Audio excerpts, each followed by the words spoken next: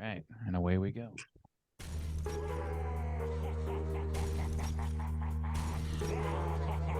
But I can't hear the music. Brandy.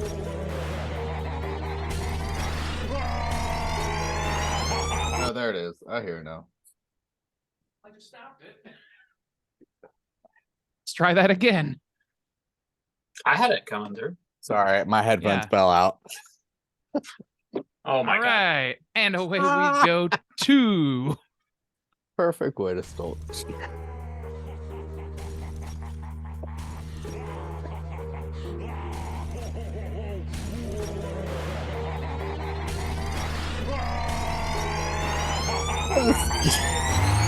Yeah, we straight chillin', serial killing, pre-cold villains on the mic, got you reeling.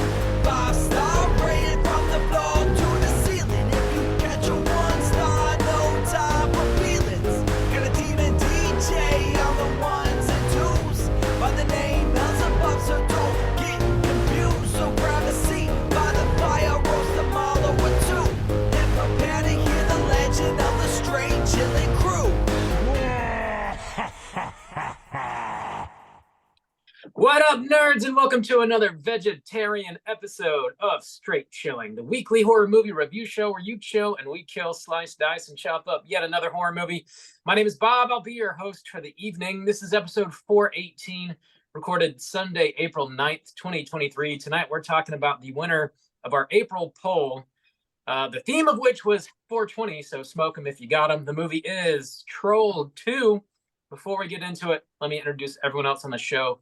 First up, calling in from Washington, D.C., we got your boy, Rand Deasy. What's up? What's going on, children? What's up, baby? 420. Let's go. Oh, Man. shit. I came prepared today. I'm going to be enjoying a nice vaperoon right here. Whoa, and it is. Record. So I'm going to be incoherent, is what I'm saying to you. Great. What's it called? Does it have a crazy name? It does, but I don't remember because it does not matter. If it gets me stoned, I will smoke it. Awesome. Yep. Stony Baloney? It is it's a kind sativa, I'm sure. Sounds good. Next up, calling in from South Korea, we got your boy Soju. What's up, man? Oh, what up? It's your boy. You can't piss on hospitality stains. Let's do this thing. That would leave a stain if you did that. Yeah. It's always a pleasure when it actually would result in a stain. That is Yes. nice. The Well pleasure's done. all mine. Thank you. I was thinking about this in like our poll, our weed poll, and there's like no explicit drug use in this movie necessarily, but it is like very focused on food, and like food saves the world at the end of the day. And I was And like, that kinda makes plants. sense. And they make Plants, an oblique yeah. reference to weed smoking at one point.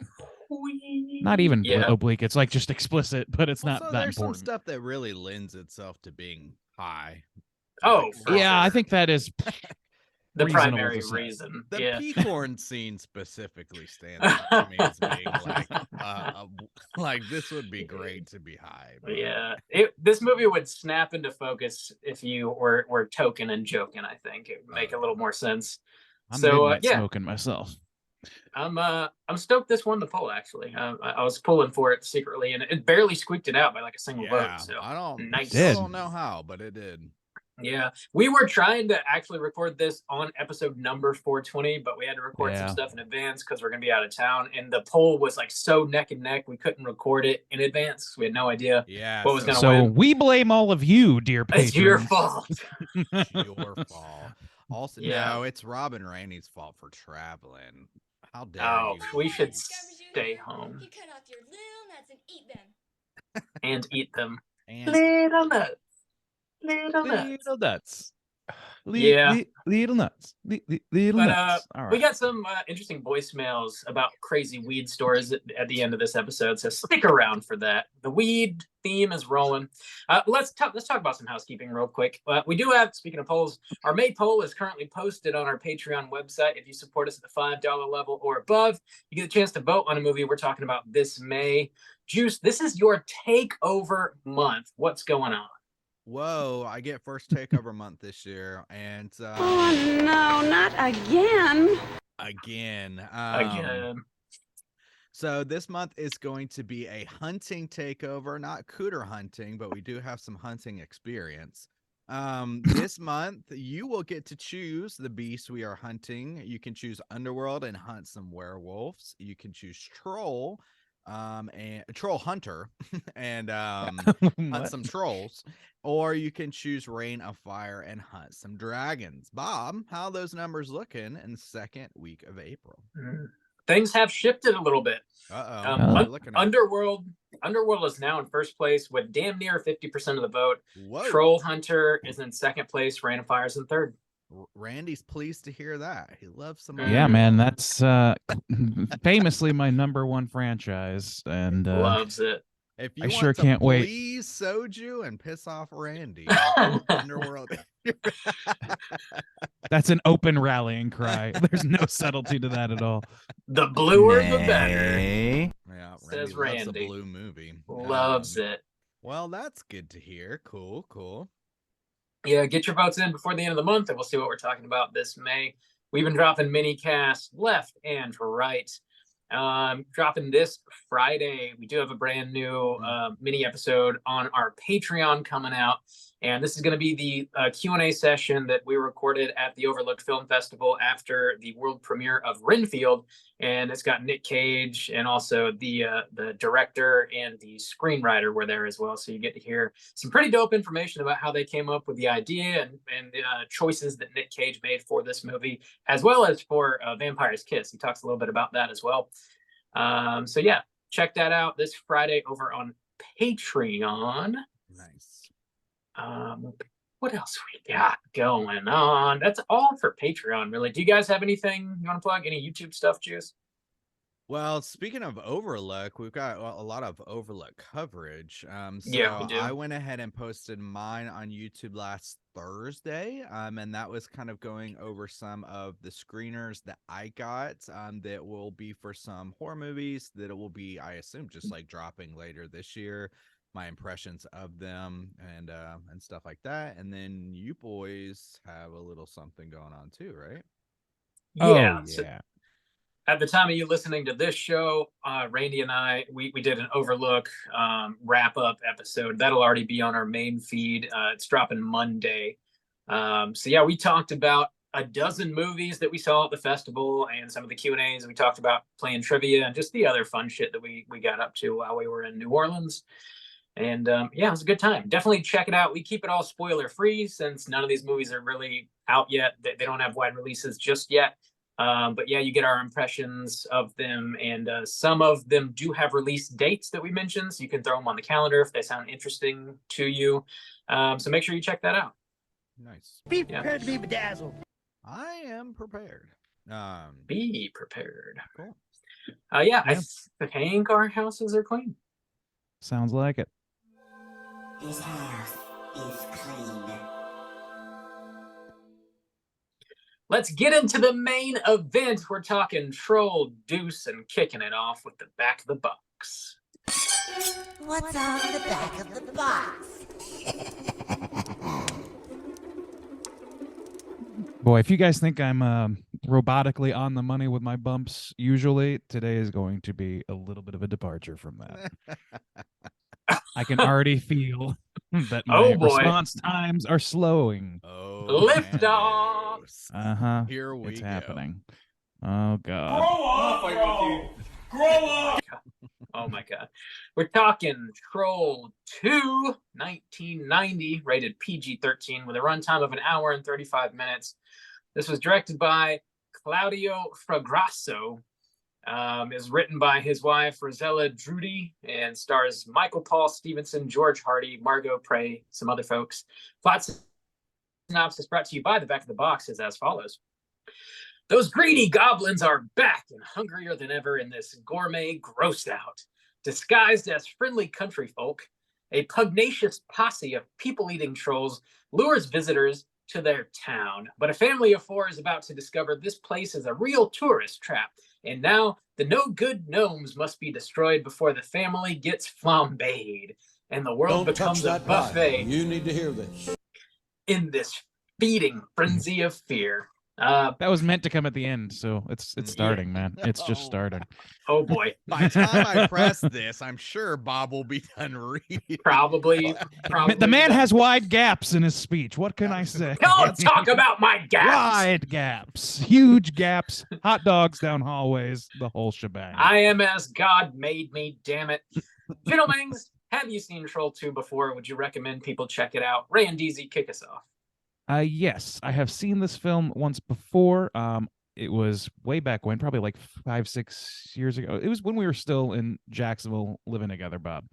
And I believe I watched it alone, unless you want to correct me on that. I don't think that you were there anyway. I think I watched it once with you at some point. I don't remember when, though. Maybe it was with you then. I just remember I had a really good time watching it. I don't think that we were sober. It was kind of an ideal viewing experience for this kind of movie. And that is what I would recommend about this movie. There's a reason that we chose this for the 420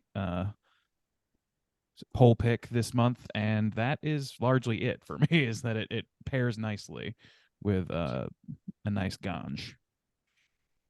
Sweet. Juice, what about you? So this was my first time viewing, and I think we should preface this by saying that this is a bit of a double feature because I was recommended to, before we recorded the show, to watch a documentary that was made. That is true.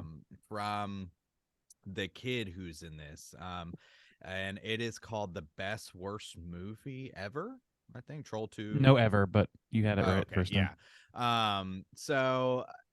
And yeah, I think that that's a pretty good pairing to kind of get a context for this. What I would say about this is this movie does live up to a reputation of being, so bad that it's stupidly funny.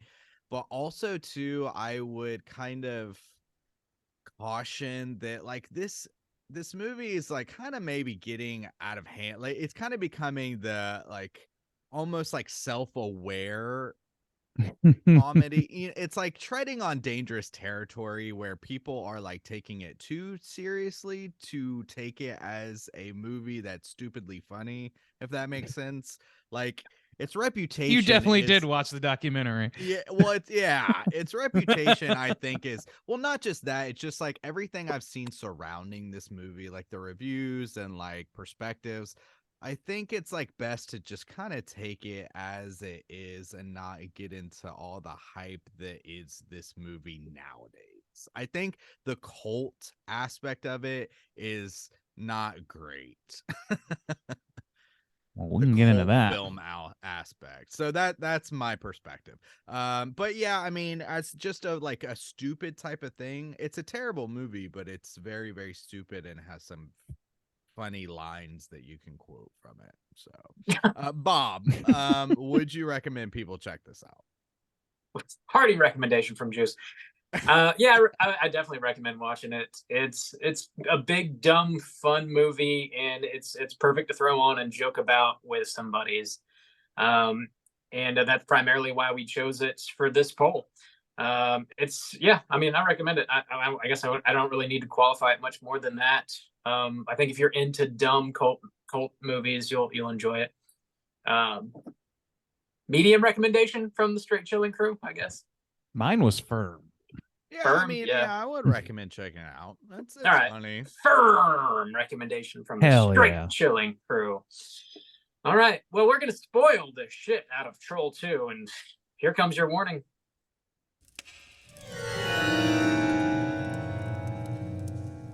Spoiler warning.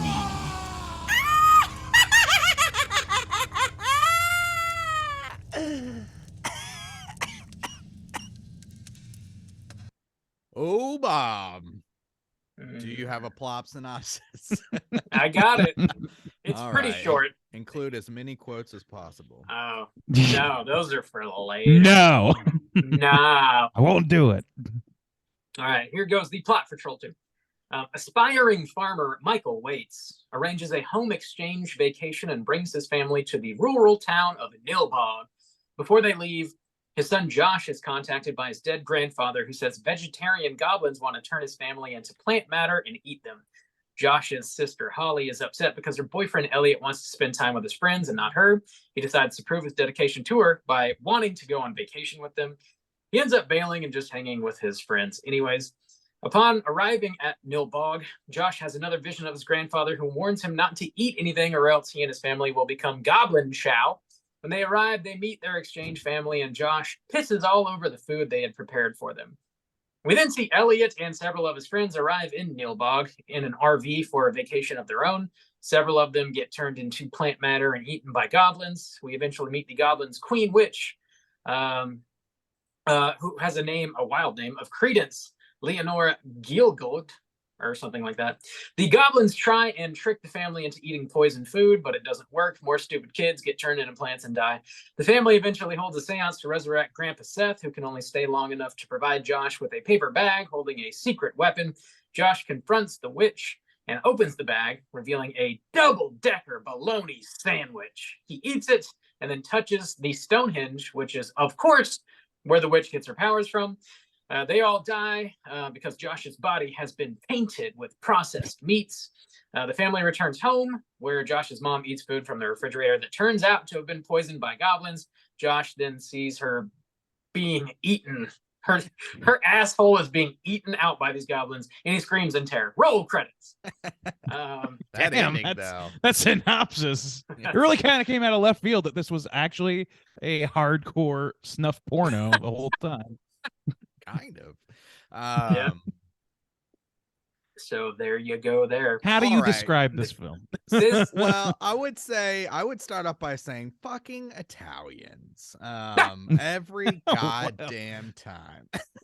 Every time. Well, so here's like the kind of conundrum I'm in, is that you guys said, watch this documentary. And as I started watching the documentary, I thought, okay, this was a good recommendation, because then it came off as quite endearing, because it was very clear that everybody recognized that they were terrible actors and were completely surprised that anybody gave a shit about this movie. And it was endearing to find to see them be like, oh, what people care about, and to go to screenings that were sold out and to kind of get into it, but also recognize yeah, this is shit. Until the motherfucking director shows up, and then the mood fucking plummets, because then it becomes very Good afternoon, boys and girls, and welcome to Clowntown, USA. That smug asshole Italian piece of shit was shitting on people and treating them like garbage, calling them dogs, and thinking that he actually made a brilliant movie. And that's where I'm split on this, because I do not want to praise that man, because this movie is dog shit. And it only is enjoyable because people have friends who can laugh at it and joke about it. But even I think that in a way has kind of gone too far. It's gone past that, where people are getting trolled to tattoos and calling it a religion and shit. And it's a stupid movie that's got some funny quotes in it. Put a period on that.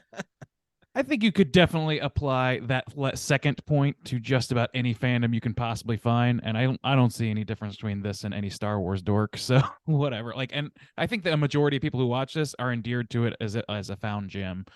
So they kind of feel close to it in that way. The same way we do about the Bigfoot thing. I might get a Bigfoot tattoo one day if it, came down to. And I guess that's the thing, is now it's not a found gem though. I really like the guy describing it, saying, I think this really appeals to people who rented a lot of movies, because at that point, you would pick something up just because of the cover and just kind of wandering into it. But now it's Red Letter Media covers, and everybody pushes this. It's the most ridiculous movie. Now you got to check it out. And people go overboard about how fucking crazy ridiculous it is. And it's okay, I think you guys are just selling something now. You're just trying to promote yourself by jumping on the bandwagon that is this movie. That's kind of how I feel about it now. That's what we're You doing. could kind of say that about him. I don't really feel like that's any different than some us doing a review of The Room or something. There's really no discernible, having more people notice it is not It's different I if don't you know. cover I'm the fine with room people. the year it comes out and say, "Oh my god, this movie's so ridiculous," or cover the room now, which is kind of think you what can I feel cover the like room what it now. is with Troll 2 now. It's like, we put it up on a poll pick, and so we're covering it based on like what people picked, but it's not a found gem anymore. Now it's this No, like everybody knows bandwagon about it. cult thing. It's- yeah. It's And still we're- it is I a mean- found gem because it was found in obscurity and plucked out. It's not something that we found personally, but I still think it's like a hidden thing. Like, it's by the way, like outside of our circles, nobody fucking knows what Troll 2 is. Nobody. So I don't think Dude, that I that's don't- entirely accurate either. Okay. Yeah, I don't think I that people don't agree outside with of like film dork circles know anything about this movie, and if they do, then it's because they know a film dork who's talked to them about it. Yeah. Yeah, we're definitely late to the party on this review, but I mean, we only do one review a week, so it is what it is. I think the director, I agree with you, just he's a fucking asshole in that documentary. Yeah. Claudio Fragrasso is like, I don't know. He insists He's that very fragile about his work. Extremely fragile. He insists that he made a good movie, and that whenever they do Q&As with the actors and stuff on stage, they say like how unprepared everybody was, and they had like pieces of the script at any given moment, and the lines were written in broken English because he doesn't speak fluid English, but he insisted that like he knew what American teenagers sounded like, and they had to read the lines That shit like that made me verbatim. And whenever they would say these things, he would call them liars and dogs, and because it gives him a bad reputation, and he doesn't want that. Which is real shitty. But also, like, if he actually thought he was putting out a quality product, his name's not even on this movie. It says directed by Drake Floyd. So like, you're selling a pile of shit, and you know it. And it just so happens that people find it latter. Like, it came out in 1990, and I guess early 2000s, people, 15 years after it came out, people are starting to like find it because it's more accessible, and they're laughing at it, and you're being noticed because of that. Not because you're a great director, but because you made a pile of shit on accident. It's funny accidentally, not intentionally. Yeah. Yeah, for sure. We've talked about this, the difference between like intentional camp and accidental camp before, specifically with like Sleepaway Camp in other movies too. I think this is a fantastic example of like accidental camp, because if anybody tried to make a movie like this, it wouldn't work, it would fail, and this movie barely works. But there's this like crazy serendipity that happened when they were making this movie in Utah, of all places, where like you had this open casting call, and people showed up who are not actors that just got the job, and they're super stoked about it, maybe a little bit naive as to like what a proper set should look like, because they hadn't really done much work before. And then you've got this director coming in from Italy with his crew, and nobody speaks English, and he's like extremely arrogant and insists on these like really ridiculous things. And you've got these like this I don't know, this situation that's rarely happens, and then you get this like extremely goofy, hilarious movie with lines that only exist because things are lost in translation. You couldn't like make this if you tried, I don't think. Right. No, yeah, it really is. Yeah. It's one of the most bonkers things. Well, it is because it's not, because it's Italian, where we've seen those kind of like, well, I don't know, Terminator 2 or whatever, where things clearly don't make sense. There's no logic. The only thing here is the people like it. If you didn't know it was made by an Italian person, like you would just be wondering like what the hell's going on, because there are regular beats that would seem like a movie is playing out, and then there's these like this popcorn scene, or I don't, just wacky things that, like nobody in their real mind would ever do. Like, I just like sing right now, sing for me in the car, and they just start singing. Like, there's just so much, row your boat. yeah, Dude, wackiness that you're right, only comes from the fact that nobody has any acting experience. Nobody's like standing up to this director, and he just has like free range to tell these people to do whatever the fuck he wants, and that's bonkers bananas shit that he's not able to recognize is bonkers bananas shit. Yeah. Like, I don't honestly I think it's debatable whether or not he actually like if it's a willing defiance of reality, or if it's like a genuine passionate defending of his, like I can't tell if it's out of like not wanting to be embarrassed or out of genuinely thinking he made something good, you know? Like, it's this guy does kind of suck, and like that whole documentary, I had forgotten how like, and it's a little bit sad because these like people have moved on to things good and bad. People like not these are real people basically that were just in this movie once, you know, and like and they have their problems now, and there's most of them have their heads on straight about like, oh man, when I saw it I was kind of embarrassed, or like, oh, I thought I didn't take it that seriously at the time, or whatever, like whatever they were saying. And it's like, and he just kind of found normal folks and just kind of bullied them into acting even weirder than a, you know, rigid new actor might act. And it created fucking this accidental majesty that I personally think is really, really fun. So yeah, I don't know. Like, I think it's okay to embrace your accidental successes. I mean, it's my understanding that Tommy Wiseau was originally kind of like maybe in this guy's area in terms of how he was reacting to the reaction to The Room. But since he's obviously come to embrace it because he's more or less like cribbing on The Room's success for his new feature, and he's been basically riding that wave for a while, making a little bit of dough off of it. And it seems like he's come around to like being like, maybe he's seen like some of I don't know. I haven't heard him talk about The Room in a long time, but I got to think that at this point he's gonna be like, okay, yeah, I can kind of see the point of what you guys are saying, even if he didn't at the time, or even if he feels a little defensive. Maybe that's worn away for him. But this guy, not so, not the case, and it's a little bit hard to watch him treat these actors badly because they make special mention to say that he was not easy on set to begin on, like on the set, which makes me think with no cameras watching him, what is he actually like to these young, you know, stars in their eyes, locals. Like, especially when he has even less English, because at one point they're like, man, his English has really, you know, improved over the last 20 years. And it's still not great. Oh man. Yeah. I think it's hilarious that I just wanted to talk about his wife for a second, who like wrote this movie for him to direct. That shit made me laugh so hard. The genesis of the story here was that I guess a lot of her friends were turning it to like vegetarianism, and she was really fucking annoyed by that trend. So wrote this movie about goblins wanting to turn people into plant matter and eat them, which is like ridiculous. It's so fucking silly. But it like is her yeah, to be fair, I wrote a note that was like, okay, so this is definitely an anti-vegetarian. Yeah. I really get the impression that the writing and all this, like, I feel like her contribution to this, my read on that, was that it was just that, and she was just like, she just put something on the page and made something that was kind of like poking fun at these people that were annoying her, and then the only person in the whole process that took it so seriously was the director, and then some of the actors too, who were just, you know, trying to do their best. I love that like, impression too. Yeah. The it's like everybody involved except for the writer kind of didn't know what they had, you know.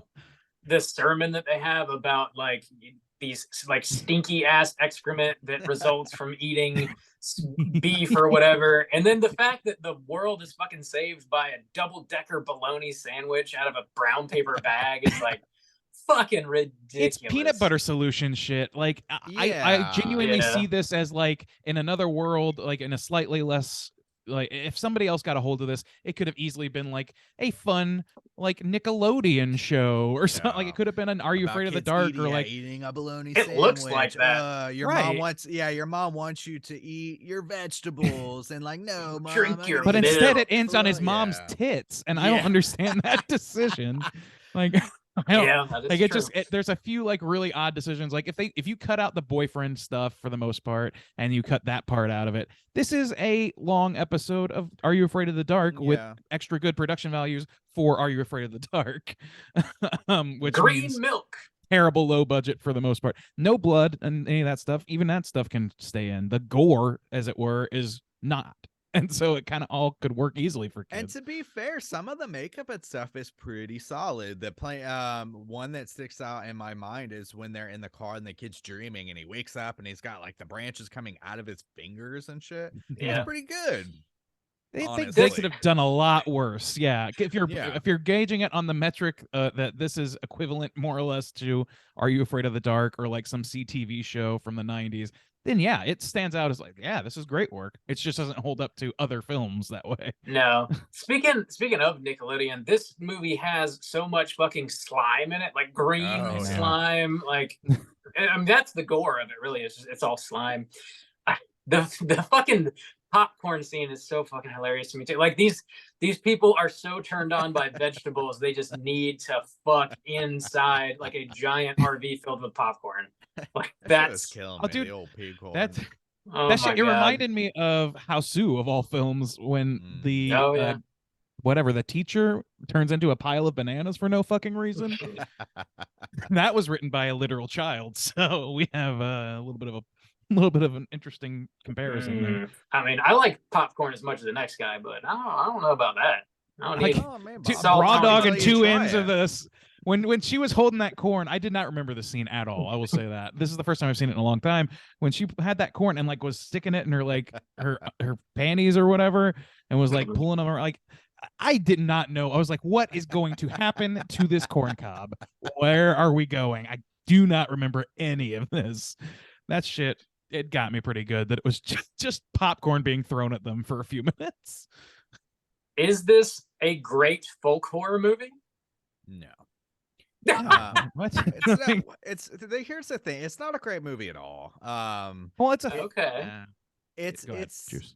it's a movie that, like you said, it's almost like it's this like quantum conundrum of like, if it's observed, then it's not funny anymore. Like watching this documentary, like I said, the very beginning of it made it that much more endearing to me, and I really fell into the goofy lovableness of it. But as it kept going, it takes some of that away, because like, I don't know, because when people are like, yeah, I was really trying and I was stupid and I couldn't act, and like, and now it's funny and they all have a laugh about it, that's great. But then like the mom coming in And and you knew that was coming up. and the deep like insecurities of her, and like, I don't think they should have included that shit in the documentary. That was And, kind I of a agree. bummer, yeah. and Unless she her- actually wanted them to, which she was hot and cold as fuck, so it's tough to say. yeah, and then also But it's clear even they s- tried to pressure her to come down to participate in the thing. And I Yeah. thought that was like not a good look either. But even that, so in the movie, I was like, okay, this dad is cracking me up. And I was like so happy to find out that this dad was this like lovable town goof that, kind of tried and then didn't. And then he had this little story about like, oh, I didn't really want to be a dentist. Now I'm a dentist. But then he even got kind of shitty in it. And that's where I kind of like this kind of cult personality type thing, where then he goes to cons and Mhm. he's talking like with other people like, oh, you're in what? Friday the 13th 4 or something, or Nightmare on Elm Street 4. But then he like gets really down about the horror cons. He's like, this stuff is like making me sick. And Yeah, he he's gets not real- digging it. He gets real sour it's not grapes, Halloween, and it's it's not. yeah, it's I- when people don't know. don't want his autograph and then that like high comes down, it takes a lot of this endearingness away, because at the end of the day, this movie, it's shit. I mean, it is shit. And it really only exists in a good way in that, can I enjoy this with like some friends, or can I laugh at this? Mhm. But it's almost okay to kind of quote us, or like our situation. Randy, Okay. you specifically said like you would not want that Bigfoot guy on this show. Like you wouldn't want us Right. to bring Henry, because then it's like it becomes bad natured. It's okay for Yeah. us to sit and talk about Bigfoot and say like, oh my God, that's so ridiculous. But we don't want to bring somebody on our show and like mock him to his face. Definitely not. Because so that's Well, kind of how I we're feel cowards, about is this what we're movie. saying. Well, no, that's kind of how I feel about this movie. Is it's okay to like laugh about it, but when you see that there's people behind the scenes that when they can laugh at it, it makes me feel better to laugh at it. Yeah.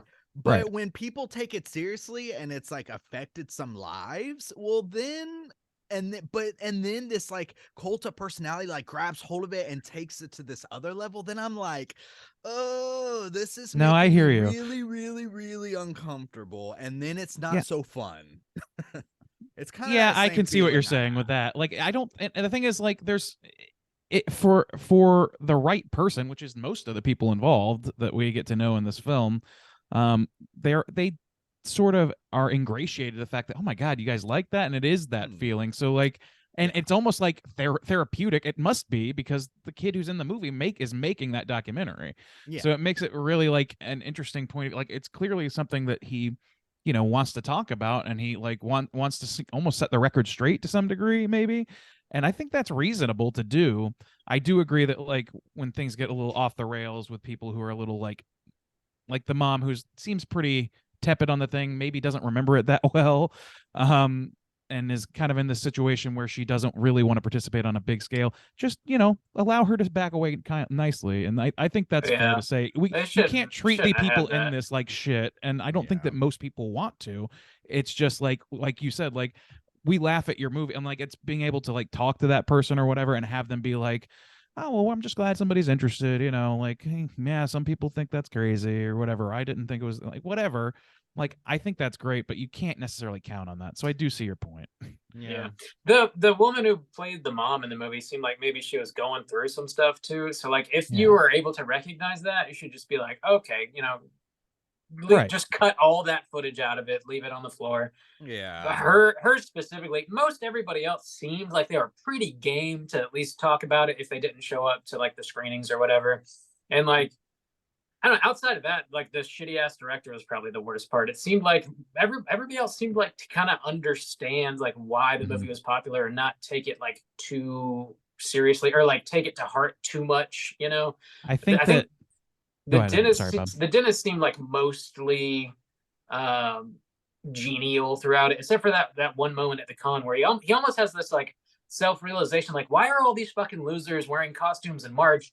And then he's realizing nobody wants his autograph, and he's like, fuck, I'm just like one of these other people. And he like has this moment of like self-realization almost, where like you have like a niche, and like you're not Tom fucking Hanks, man. Like, like, just... he does, but he doesn't. And this is kind of what bums me out too, because then there's this whole section where he's trying to raise money for this school, but really it becomes this thing where he just like, he's a dentist and he's beloved in the city, or like, so they paint it that way. And he pretty much like invites they go through this long sequence where he's talking to his patients. They're literally like getting their teeth worked on. Yeah. And he's showing them this movie, and he's laughing, and he's like delivering these lines with people who've never seen the movie.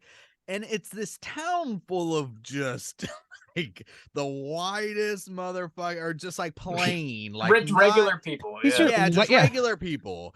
And the like reaction of them going to see the movie and them being like, no, this is shit, and people not who are into kind of like these goofy films like that, like they're going to see a movie because they've been told to go see a movie. Like, that was a huge bummer too for me, honestly, because that guy was not able to recognize why people like this film fully. Like, I think he does. Well, I mean, he says multiple times like, it's the worst movie ever made. Like, and it's not by any stretch of the leans into imagination, that, but he does lean into it. Yeah. I think he's just happy to be notable for the most part. So, yeah. And like, so. Even like, I don't know, he's a magnanimous man, like you said. Like, I don't know, there was the sour grapes at the con. I kind of sympathize with that to some degree. Like, I think he was coming off as a dick, but I can understand where that came from, because it's maybe not a sudden realization of where you are, or like I'm one of these people. Like, I don't know if it was necessarily that, as it was like, oh, this has limits. The day before, he was like, oh, if they called me tomorrow and wanted to make another movie, I'd be in another movie. Of course I would. and like, I feel like that's sour is like, it was a little bit of coming to reality moment. And he's like, you know what? I think that if you talk to him again about that the day after, he probably wouldn't be so sour about it. It was just like, we've all been to those conventions at one point or another and passed by somebody who was not getting attention, and that it's uncomfortable as shit for them. Yeah. And I've felt like and I would feel uncomfortable in that situation. Yeah. But you don't want to be like pitying towards somebody either. Like, they're their own person. They chose to be there, and whatever. So like, it just comes off as like this. That's what I get from that, is like this feeling of like, nobody actually wants to talk to me. So the thing that I thought that is most notable about me, that I thought maybe would be, way to ingratiate myself to people isn't doing that here, and there are limits to that. So what he does, I think, is interesting, and like make it about the school or whatever, do this like community thing. And yeah, he's ridiculous about it, but I think that it's honestly like a sweet thing. You know what I mean? I think that people went there and kind of, I don't think he told them the full story, but I think they got the impression that this was not a big deal movie, that it was just like he was talking it up, and they just wanted to support their dentist. Like, I don't know. I didn't get too negative vibes there. That felt like just like a community supporting their guy, you know? Yeah. Let's talk about the movie itself a little bit. Yeah, let's fucking do that. Before we run out of time here. So something I had forgotten about this was the whole like witch having the giant Stonehenge give her powers aspect.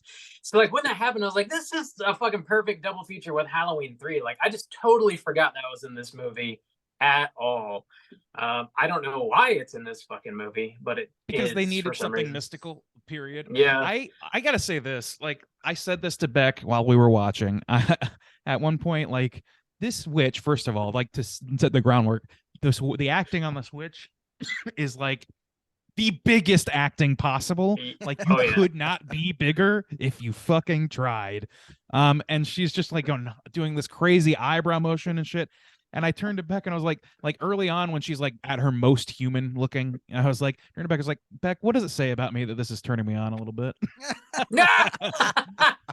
Cute. She's doing this thing. She's got a fucking chainsaw. That's a fucking witch with a chainsaw. I've got a type, maybe. I don't know. Dude, her lips are so painfully chapped looking. It was killing me. Oh my God. It gets later on. That shit is real fucking weird. Yeah, you know. Yeah, girl, meet me in the bedroom. I don't want to pursue that joke thread that just occurred to me. I'm not gonna lie. The old pea corn scene, I was wondering what was gonna be going on with that corn as well. I was like, okay, well, is it buttered? Little shit. I hope it's buttered but not salted. Okay, oh my God, it's buttered with green Shrek butter. Green ketchup. Remember when they made that shit for some reason? Oh yeah. Oh my Lord. The sheriff in this movie, his name is Gene Freak. Dude. I wrote that that was killing me. That felt like a little like lost kind of joke that was like got me pretty good. I was like, they call me Gene Freak. I'm a Gene Freak. He gives that kid a green ass sandwich. The greenest sandwich. No kid would eat that.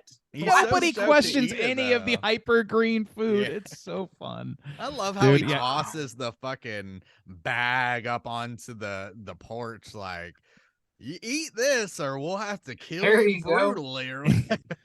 Yeah, that fucking whatever, like Little House on the Prairie looking motherfucker who eventually gets killed somehow.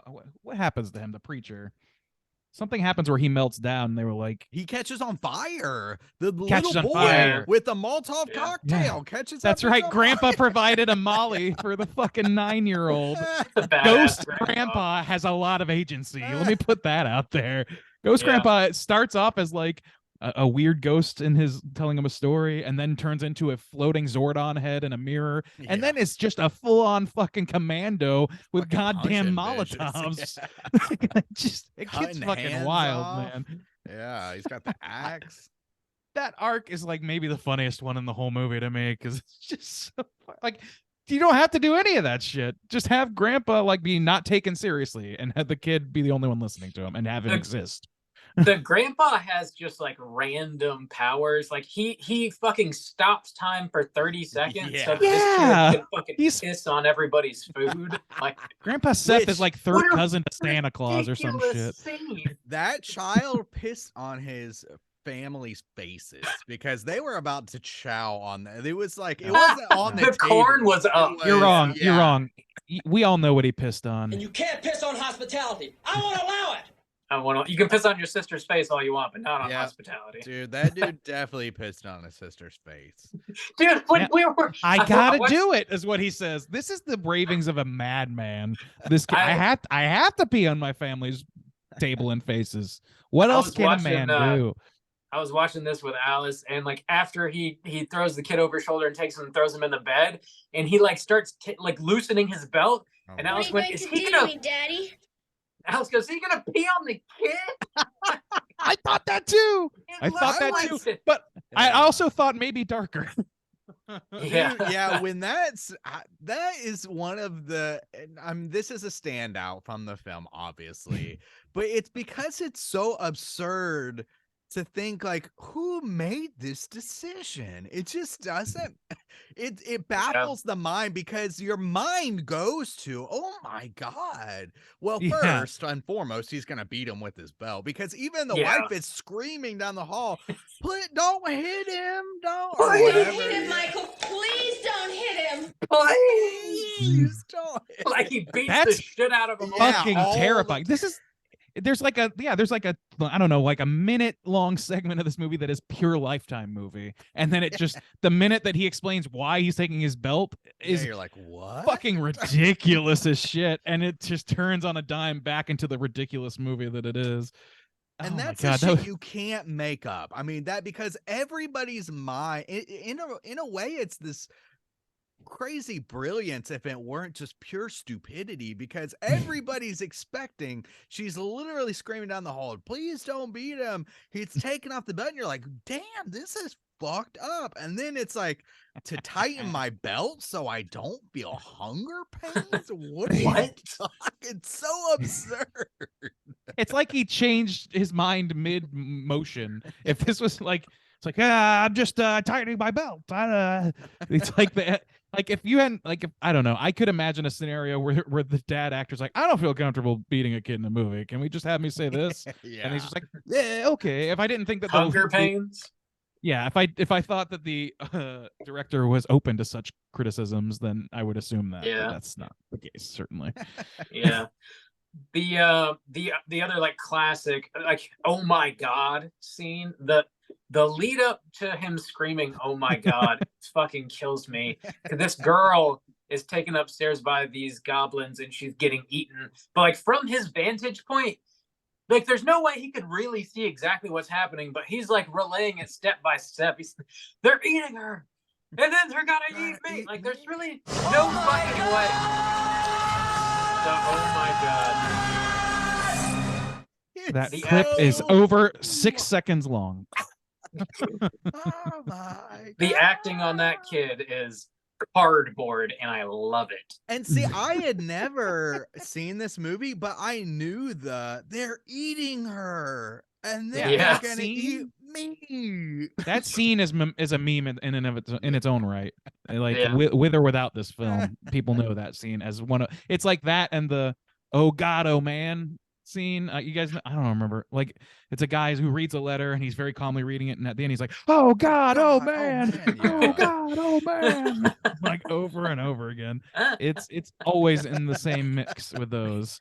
And what's the one from, I think it's a shark movie where the guy's like, yeah, I'm pretty exhausted too, but also really horny, or like, Yeah, he's I forget like, the it's exact like, line. yeah, I'm tired, but yeah, I'm also kind of wired. How about I go eat your pussy? Yeah, that's what. Yeah, something like That's that. the line. I'm also wired. How about I eat your pussy? I remember that's a oh gosh, Megalodon 3, something like that. Oh God. These movies like Yeah, kind of yeah. like, I think that's how a lot of these movies punch through the top, is they got to have that one absolute like just that Line, scene that yeah. encapsulates the whole experience. And just has a life all of its own. Otherwise, like it's a lot harder for a movie to kind of break through that way. We've seen like intentional attempts like Velocipaster and things like that, which are fun in their own right, but they don't have the same punch because the authenticity of somebody just whiffing so hard. It's the same reason that people watch fucking sports bloopers, that you want to watch these movies. Yeah. Well, also too, it's pretty impressive, honestly, because it's not just a one-off. Like somebody, like you said, somebody who's trying to do it and they wrote it ridiculous. It happens time and time and time again, and you think like the consistency on the ridiculousness of this is off the charts. Because it's every scene, there's something that kind of boggles your mind and doesn't make a lick of sense, except that it kind of does, but it like absolutely makes dream doesn't. sense. Yeah.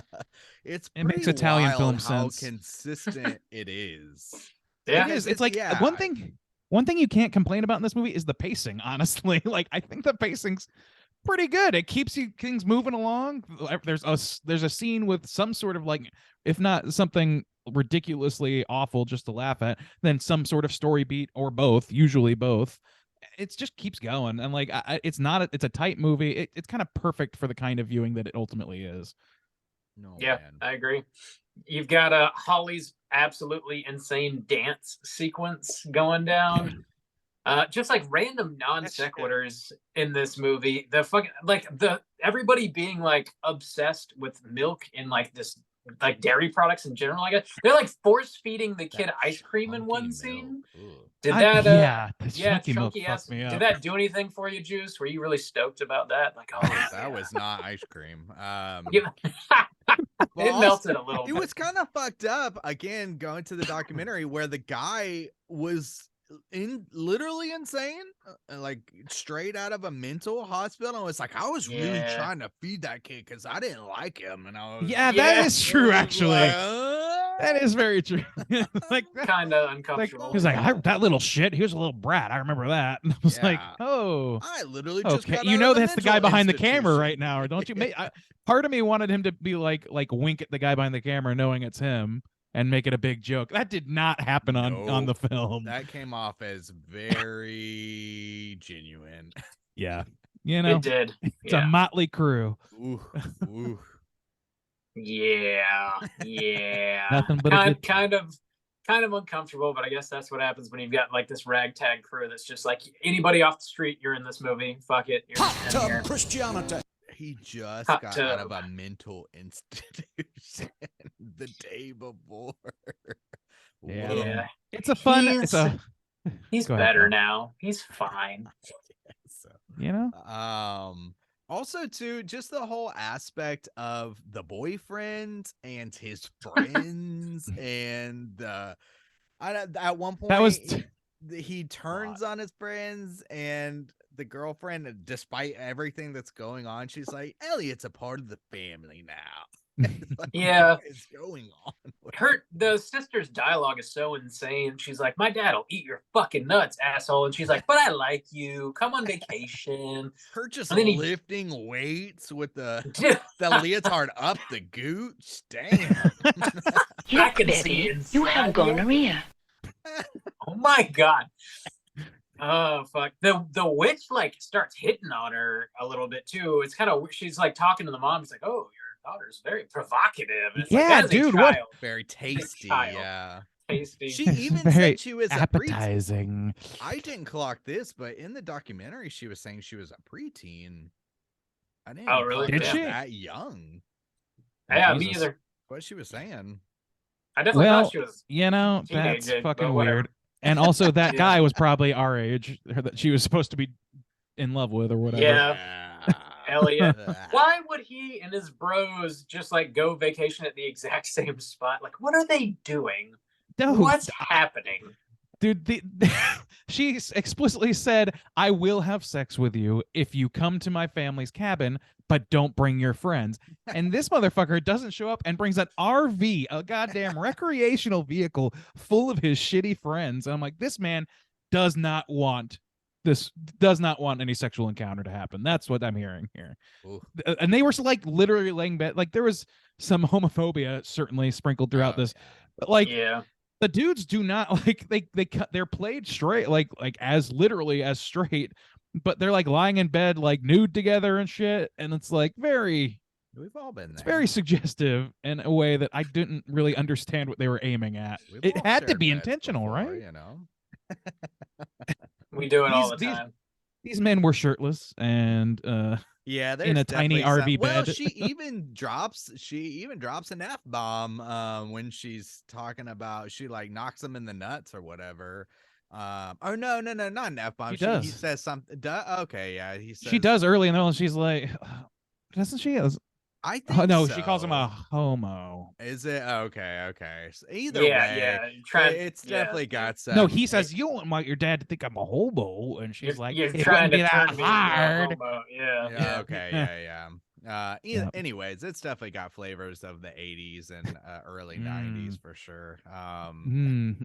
But yeah, it's just it was good. They needed some red shirts too, which paid off in some aspects. You know, the kids Some turned green into a shirts. plant, yeah. Yeah, really. Also, too, there's no explanation for this girl just running through the woods with her clothes all Yeah. Oh, she's torn just a up. victim. She's just And a victim the of plant kid- people, of True, course. yeah. The kid chases after her and tackles I the mean, shit out dude, of her. why are you What are running? you doing? I don't know. A man's trying to tackle me for one. Like, Jesus Christ. Jesus Christ. Yeah. The Nilbog obviously being goblin spelled backwards, and the kid realizing that and like having to state it for the audience, like And like he just unnecessary. found like a precedent for his legal battle. Like he's like, this is the final piece of evidence. This is like- their kingdom. This is the- Okay. They explicitly say there's 26 residents in the town too, so that's a small fucking kingdom, by the way. Yeah, it is. It also like there's some inconsistency in the goblins themselves. I don't know if you guys are clocked that, but there is some in their height because I don't know, man. Faces, there's Well, the one faces that's got a certainly, but like, giant, head face. dude, they're like at one point they're like taller than some of the adult men in this. And I don't know. I don't know if you guys noticed that. There's the one guy, the oh my god guy. He's a little bit on the shorter side, and he's like tipping out with some of these. Like he's about neck and neck with some of these goblins, and I'm just yeah. like, I don't know. I thought they were going for little tiny creatures. That's literally how they're described. Yeah. Also, It made me laugh. that opening scene cracked me up pretty good because it kind of starts like a Princess Bride, where the grandma Yeah. is telling this kid a story, and this girl like clearly painted on ridiculous freckles. It's Yeah. like, what is happening? That set the scene pretty good because then he's just chowing on some green goop as well. You got a bowl of green sludge, just feeding it to this man. My favorite part of that opening sequence is after the kid wakes up, his mom comes in, he's like, oh, I had another vision or a dream of grandpa or whatever, and she says, you have to banish him from your mind. Yeah. That's his fucking grandpa. I also love when she's describing. She's like basically like just exposition dump moment where she's like, and I was like, now Michael, or his name's Michael, whatever his name is. He's like, Yeah. now Grandpa Seth is, he passed on 6 months ago. We all see him every day, like your sister or your father or me, his daughter. We're all very sad. That extra line Wow. of like just describing how families work really made me laugh. Wow. Oh yeah. Yeah. Wait, how are you connected to Grandpa, Mom? And I like how you can look at this movie and see how it should make sense and how other Yeah. movies are crafted this way. So the opening scene obviously looks like Princess Bride or even something like Neverending Story. Even the car scene, I couldn't help but think of, Christmas Vacation.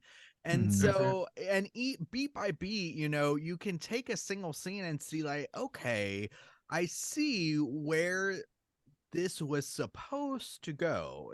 And it tricks you into thinking that it makes sense. Because even in the documentary, somebody was like, you can describe it in a pretty, this kid, he goes on vacation with his family, and it's the kingdom of goblins, and they want to eat them or whatever. I mean, it makes sense, but the sensical scenes that could fit into another movie, they're just infused with something that doesn't make sense. And you're right, in that way it becomes this dream logic, because in a dream things make sense and you feel like you they know make where sense. you are, but Mhm. then when you wake up and you're thinking about it, you're like, that doesn't make any sense. Why did my Yeah. brain think that it made sense? And it's so crazy how this movie kind of captures that in a way.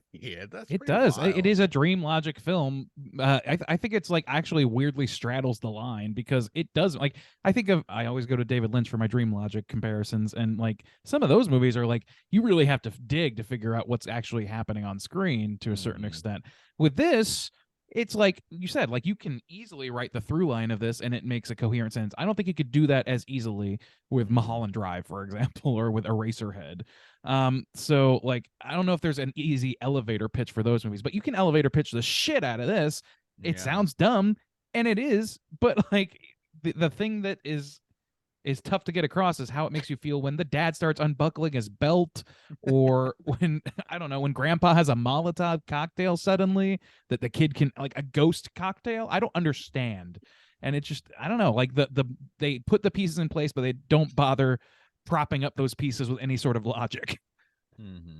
Ghost bologna sandwich. Dude, that's shit. I think we kind of touched on everything. Let's go ahead and rate this bad boy. Let's do it. Out of 5, Juice, why don't you kick us off? How do you feel about Troll 2? Yeah, I mean, this is always tough when you come down to like scoring a film like this. But I just will say that. So this was my first time watching, and I don't have any of these strong like feelings towards it. I don't think like, oh my god, it's brilliant, and or like I cherish it in the same way I would the Bigfoot movie, because those are all, based on timing and who you're with and things like that. And so I'll never have that for this movie because I had to watch it in order to analyze it. However, I do understand the appeal of, finding this randomly and watching it with your friends when you're 14 on a blockbuster night and stuff like that. And so I do think that the documentary was good to watch with it, but at the same time, it gave me kind of like conflicted feelings. As for the movie itself, I do kind of find it interesting that it kind of follows this dream logic, that there is a movie here infused with just wild, nonsensical things that just don't make any logical sense, but then kind of make sense in your mind. It's so weird and bizarre. And then, there's, like I said, the effects in this are actually pretty solid in some aspects, and like I appreciate low budget aspect. The tree stuff, mostly the kid waking up with the trees coming out of his hands. I mean, they caught a dude on fire. This one kid, he's in the plant. It like looks cool. I'm not like convinced, that like this is really happening, but it looks cool from a practical effects standpoint. Even, the mom getting freaking tore up at the end and things ripping at her torso. That's something, it's not nothing. It's something. So I think the best thing I can do for this is give it, a half star for everything that's like, some cool effects and stuff like that. And then a half star for the Yabos. And then just say that it's a solid 1-star film. I think that's fair. So just straight up 1 star. That's all you got? Yeah, I'll give it a solid 1 star. Everything considered. All right. Out of 5, where are you gonna rate Troll 2? Yeah, this movie is far from the worst movie I've ever seen, as it is often advertised. I've seen a lot worse than this fucking thing. It's that's true. That is fair. We've reviewed quite a lot worse than this on the show. I think this movie is very consistently like funny and in a very accidental way the majority of the time. And it's got like a lot of entertainment value because of that, and like just the bizarre choices and the insane dialogue that's happening here. The effects are bad, but in a way that lends charm to the movie. It feels very homegrown, and I dig that about it. And like the music is like really like base and clearly just like Casio bullshit, but I really like it. It fits this movie too, really man. well, and it sort of gives it a certain energy that I vibe with, and kind of gets you pumped for the insanity that you're about to see with green milk and people, having sex, and Lady and the Tramping, fucking Corn on the Cob, and just like insane shit with Stonehenge and a witch with chapped lips, and I don't know, saving the world with the thickest bologna sandwich I've ever seen in my life. It's fucking hilarious. I like that it also gave some people that probably wouldn't have had an opportunity otherwise to act in a movie that did end up gaining some acclaim, even if it's like very much a cult status. It's just like they were living in Utah, going about their day. This dude has dental practice. And like, if this weird Italian asshole didn't roll into town and basically just hire anybody that showed up, they likely never would have been in a movie, and we wouldn't be talking about them right now. And like, I think that's like a really cool opportunity, and it makes me a little more endeared to the movie, even if the director is just a fucking ass, really, which is a bummer. But I'm trying to leave a little bit of that out, just like talk about the movie itself. No, It's gotta include it, Bob. it's hilarious. It's a fun ride. I think it fails on just about every conceivable like technical aspect. Nothing is particularly great with like the writing or the acting or like the editing or cinematography. It's all like good enough to get you by. Good enough to get you by there. And it's just sort of an interesting it was like the right place, the right time, the perfect set of circumstances to create this fucking bonkers ass movie. And I love that sort of like serendipity, lightning in a bottle magic, like you could never plan something like this out. You just couldn't do it. And I think that's really, really cool. I'm going to go just right down the middle because the craft is awful, but my enjoyment of this movie is pretty high. It's a great one to watch with your friends. So I'm going to do just a 2.5 for Troll 2. No trolls in the movie, by the way. I don't know if we actually said that or not. Just goblins. Not a troll in the bunch. Randu, how about you? I'm largely operating on the same metrics you are, Bob. Like, I there's no question that I enjoy my time watching this movie. It's not a movie that I hold on the same level of esteem, even within the category of so bad it's good, as like Sleepaway Camp or Bigfoot movie or whatever. And there's an aspect of found to those. I kind of feel that way about this movie because like I heard about it through a message board through a buddy, and it was like a fairly organic find for me. And then I don't know, like, so my history, I guess, is kind of built towards the fandom aspect of this. And I appreciate that there is a cult fandom to this. I think that most of the actors certainly appreciate that there are people that appreciate their movie, even if they don't appreciate their performances or anything about what happened to them when they were cast by this weirdo in his fucking bizarre movie. I don't know. I think that there's a lot to love about this one. I'm also trying not to worry about the real life aspect of it too hard, though. The truth is, in the real world, the primary thing I feel towards this movie, the main thing I feel towards this movie is a genuine sense of love and affection towards it, because it's so fun to watch, and because I have such a good time with it. So like, it's just an exciting movie to me in that way. But yes, it's terrible in all the major metrics. I would argue with Bob that I think that the music, I really do like the music. The opening song is fun as fuck, and it's just like a real upbeat way to start your story. I think it was pretty good. I like I don't know, I like the performances are so batshit insane. I like all the really bizarre decisions, the dream logic feel of it, though, like the fact that it keeps sort of one-upping itself and finding new ways to surprise you with a fucking odd decision. Yeah, I love all that stuff. So, and it doesn't hurt that there's a goth chick with a chainsaw in this movie. It's great. I would toss eyebrows with this woman any day. So I don't know. I'd give this movie, I think, a 3. Because I'm not gonna gauge it against fucking Titanic or some shit. Like, I'm not gonna gauge it on a true blue large scale movie, because it's just not that. I don't think it knows what it is, but I think what it is so fun that I don't want to give it a negative review. I don't want to give it a negative score. All other aspects be damned. It's fun as fuck.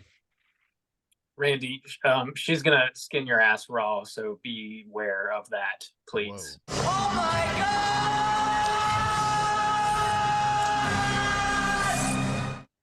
It's so long. It's so long. It's longer than you expect every time. Every time. It gets longer. It has to Yeah. be getting longer. Somehow. With Randy's 3, that's going to put our aggregate at a 2.2. Let's go ahead and jump into our Rotten Tomatoes segment, see what the critics and users think about Troll Deuce. Certified fresh to death. All right, ladies and gentlemen, this is the Rotten Tomatoes segment of the show in which I have these gentlemen guess within the best of their abilities what the aggregate positive score is on RottenTomatoes.com for Troll 2. And the user score, as a matter of fact. We're going to start, as we usually do, with the critic score. There are only 21 critic scores for this film. Shocking. Let's start with Bob. Bob, of those 21 reviews, what percentage would you say are positive reviews from the critics? Not a critical darling, for sure. I'm going to go pretty low. I don't know how low. How low? How many nerds writing for like nerd ass websites are chiming in here? I'm gonna go with a 35, I think. 35. Okay. Juice, how about you? Randy, how many critics did you say there were? 21. Okay. So I'm going to go ahead and preface this by saying that in the documentary, they show a Rotten Tomatoes score of 0 at one point, but that documentary is very old. And so I don't know how that affects it. So just to be fair, just to throw that out there. They do have That's a a good call out. screenshot of it. I didn't remember that, but Me either. Yeah, so I'm gonna go, but I'm gonna say that it's probably I don't know. It could still be 0%, but I'll say it's gonna be low and say like 10%. All right. Well, I don't think that technically you can win, Juice, based on that information, but you got the closest number for sure. 5%, not 0. Okay, 5%. so it jumped Went up up a little bit. Yeah. One person Jump. viewed it You positive. know that I'm the cream of the crop. So yeah, Whoa, it's a that's a 5%. hell yeet. It's not. It's like maybe Not a really. yeet, maybe Oh, half a that's a yeet. hell yeet. It's at best a heck yeet. You guys watched the same documentary I did. But Yeah. we don't pay attention. And Well- that's your misfortune, Juice. I'm sorry. You should really learn to stop looking so closely. So there are 10,000 plus audience ratings for this film. Quite a few more. I'm going to start with Juice this time. Do you remember that metric as well? It did not show it. No, I don't just think it showed existed at that time, now, but- yeah. Okay. So I have no 10,000 idea about plus. this. Now this is going to be tricky because I feel like even people who love it, the fact they're in this kind of space where they want to love it because it's terrible. So how do they rate it? I don't know. I'm still gonna assume it's really low, but I'm gonna go way up from 5. I'll say 25%. 25%. Bob, how about you? I'm gonna go higher than that. Let's not get crazy though. I'll just go 30%. 30%. Okay. Well, Bob's going to take this one. Clean cut, no asterisk. This is a Nice. 45% on Rotten Nice. Tomatoes. Yeah. Dude, that's The users basically came out dead for on, this one. dead on with ours. With us, yeah. Yeah. 2.2. We Yeah. got 44, yeah. And it really comes down to how much are you willing to forgive Yeah. in the Oh, sake yeah. of enjoyment. Yeah. Oh, man. So, yeah, 45%. Let's read the critics' consensus. The critics' consensus reads as follows. Oh my god!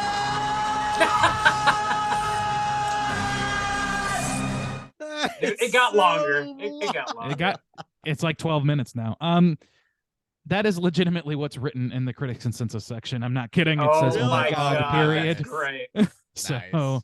they That's great. did that one pretty well. I did really like when he went in the documentary where the guy went to some video store and was like, "Do you have Troll 2?" And she's like, "Yeah, that's in the holy fucking shit or something." Yeah. section." That's so cool. All right.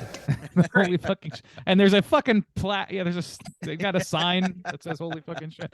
It's good stuff, man. That was good. I That looked like love- a sweet little video store too. I doubt. I know, Yeah. man. That's the kind of video store we should be missing, not the goddamn Blockbuster. Anyway, let's go to some negative reviews. There are ample negative reviews to choose from here. I'm going to pick a few of them randomly. I'm sure some of them will have some humor. I feel like this is a going to be an embarrassment of riches in this regard. So let's hope so. Here's one. Even bad movies usually stumble into a good moment or two, at least a moment or two, or at least reveal a brief glimpse of the good intentions that led the filmmakers down the road to cinematic perfidy. I don't know what that word means.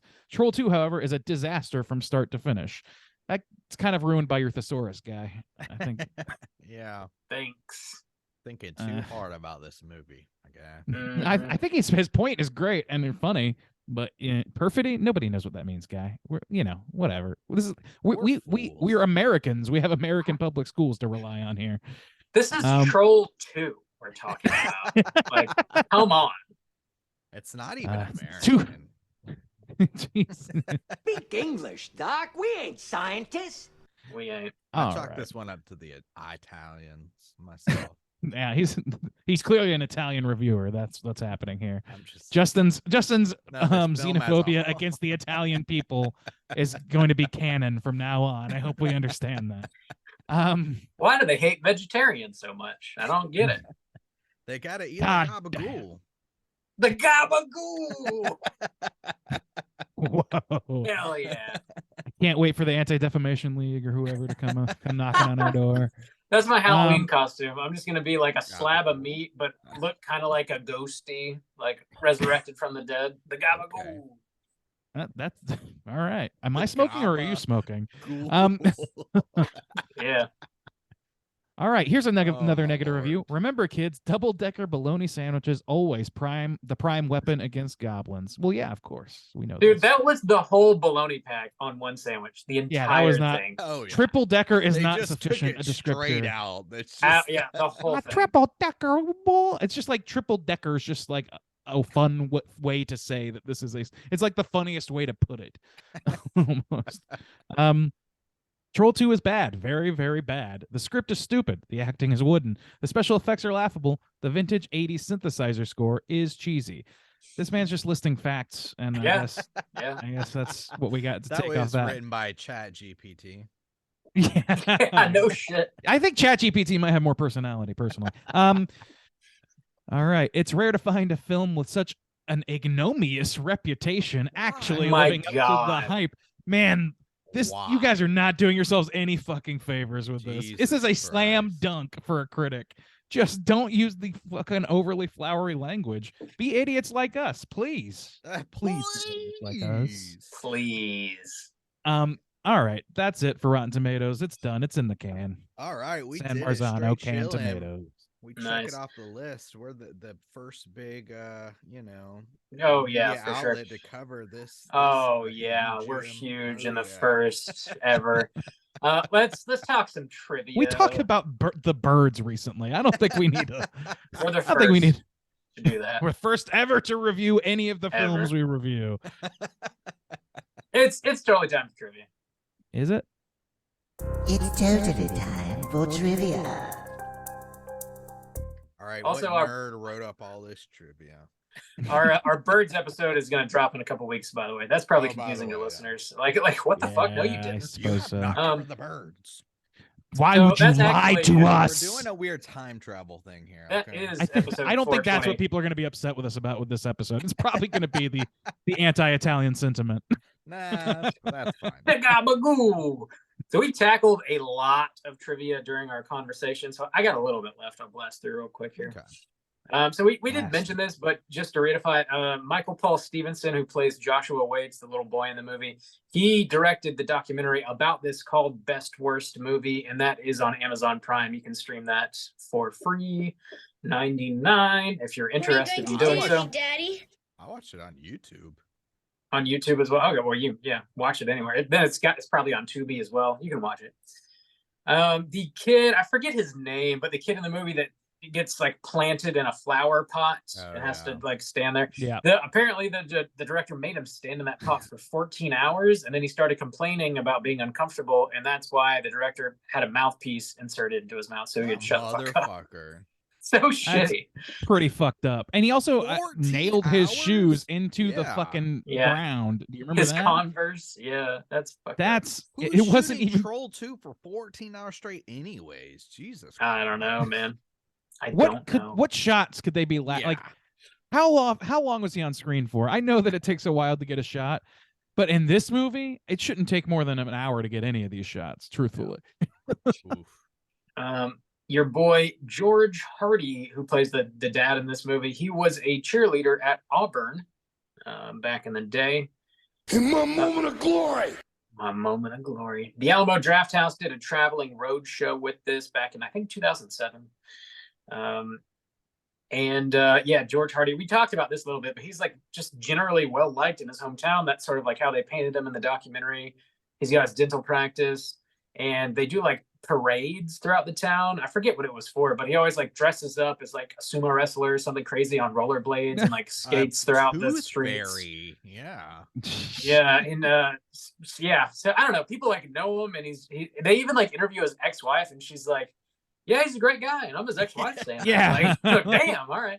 Yeah, that's a pretty good back of the box recommendation for that man. Yeah. Yeah.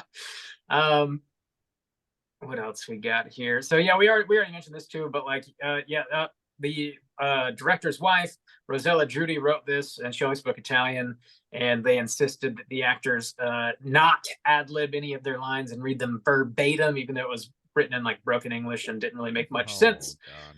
Those poor kids. That reminds me, I don't know if you know this, but in all of the Peanut specials, like Charlie Brown Christmas, all that stuff, yeah, they talk really weird, right? The way that those kids talk is a little like disjointed somehow. It sounds very wooden or strange. That was an intentional choice by the director. He made the kids. It's basically the same situation where they were forced. I don't remember if it was a broken.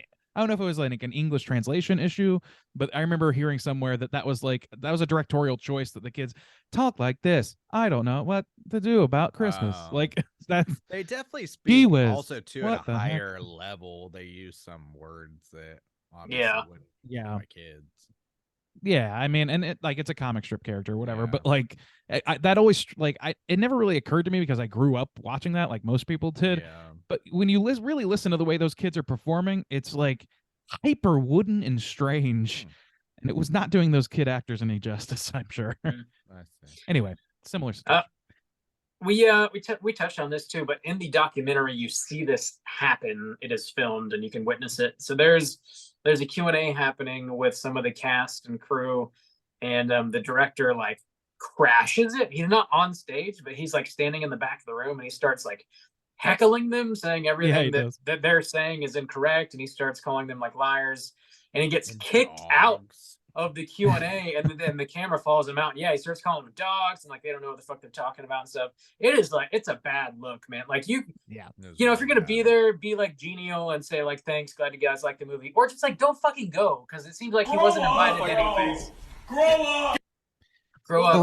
Weird. So that was the event where they were trying to convince the mom to be there. That was the one where they're like, are you sure everybody's gonna be there? It was the big reunion with everybody. Yeah. And so I think he might have was invited, but I think maybe so it was. He had done that before though too. Even when they had a Q&A, he was like insulting the crowd because somebody specifically asked him, why are there no trolls? Troll 2 when there's no trolls in this movie? And he's like, you don't know nothing. You don't it's know like anything. You know. Okay, nothing. well, yeah. Okay. I know that you made a terrible title to your terrible movie. And there is a legitimate answer for that he could have just said like, well, they wanted to bank on the stability of Troll 1, so they changed the name from Goblins, which makes sense, to Troll 2, which doesn't. Like, I get it. Instead of being like, oh, you know nothing, the Gabagool. Like, come on. Jesus Christ. We are verging on dangerous territory. It'll probably get us elected. It's all right. You American dogs know nothing. Wrong This group. man made a preteen stand in a pot, nailed to a pot for 14 hours. That's a prick move, man. Yeah, I mean, yeah, he's a prick. I'll He's make fun of his Stanley accent a Kubrick little with bit. no talent, in my opinion. For George Hardy's audition, all they did was they had him act out the "You can't piss on hospitality" line in front of, it says 9 smoking Italians, none of whom understood English. And they said they hired him because he brought a lot of energy to the line. Fantastic. Morgan, Utah, where the film was shot, held a Troll 2 festival in 2007, which must have been where that footage was from. And the town was transformed into the fictional town of Nilbog, seen in the movie. Michael Paul Stevenson, who plays the little boy who does piss on hospitality, didn't see the movie until 1991 when his parents bought him a copy on VHS for Christmas. He opened it Christmas morning and popped it in, watched it, and even as a child, fucking hated it. I'm sick. I want to throw up. What a sad Christmas Christmas. for a kid. Yeah. I know. Yeah. I could just picture it in my mind, like, holy shit, my Yeah. movie. I'm in this movie. Yeah, I Just for starred in this Christmas. movie. Pop that shit in and Wha- just be Welcome to the cold my light of day, God. boys. Oh man, that's right. Oh boy. The Yep. last bit of trivia I have here, which is fucking fantastic. On the back of the original UK video rental box, the town Nilbog is misspelled multiple times as Nilborg. I love it. Nilborg. Groblin spelled backwards. Groblin. Nilborg. Groblins. Watch out for them groblins, boys. They'll eat you. That sounds like an American mishap. How did that happen in the UK? Oh, I hate me them groblins. I like it. That's the American remake. It's gonna make millions of dollars. Groblins Groblins are too. vegetarians. Look, Yeah. vegetarian. Give We're me gonna my eat us a gobbledygook. big old American's hot dog and cure this country of its vegetarian wokeness. Take a sweaty shit. Damn, sweaty. Anyways, Coming out hot. it always does. That's Hot brown. those kielbasa's bite back. That's all the trivia. Oh, hot brown. Oh, we got a hot brown. Oh, hot brown. Hot brown is a literal dish you can order Oh in some my places. It's a regional God. delicacy of some kind. It's Did you know hot that? brown. Hot brown Order coming to me up your some hot town. brown. Oh, Leave it to Oh my- Cleveland. excuse me from the table. Got a hot brown coming. Could be wrong. Oh, I need 2 hot browns. Stat. Table 3. Shit, Oh Hawk is my here. Bob is God. all about it. Yeah, yep. We ride around back to poo, and Bob is just a we spinning. got Just a to. spinning. We got to You do it can't to him. sh- Can't have Can't shit an on episode without it. hospitality. I won't allow it. Had to do it to him. Had to hot brown my guy. Yes, that's what a boy likes. Oh fuck. That's all the trivia we got. Let's talk cooter of the week.